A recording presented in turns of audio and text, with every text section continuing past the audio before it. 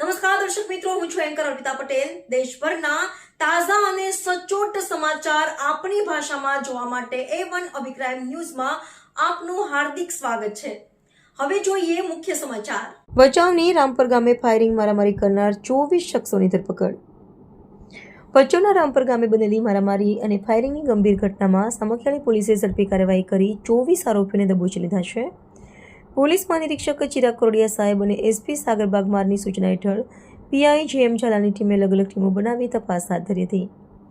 પકડાયેલા આરોપીઓમાં નારાયણ સંધાર, વિરમ સંઘાર, રામજી સંઘાર, રાહુલ ચુચિયા, દિનેશ સંઘાર, જીગર સંઘાર, સંજય શિનાઈ, મનોજકુમાર સંઘાર, દેશર સંઘાર, ખીમજી સંઘાર, રમેશ સંઘાર, રાજેશકુમાર સંઘાર, અર્જુન સંઘાર, કરણ સંઘાર, નવજોત ઉર્ફે નવીન સિયારિયા, અલ્પેશ સંઘાર, વેરા સંઘાર, લખમણ સંઘાર, નરેન્દ્ર સંઘાર, હિરેન સંઘાર, મહેશ સિયારિયા, વનરાજ સિયારિયા, મહેર ઉર્ફે મયુર સંઘાર અને કૃષ્ણા ઉર્ફે કિશન સંઘારનો સમાવેશ થાય છે.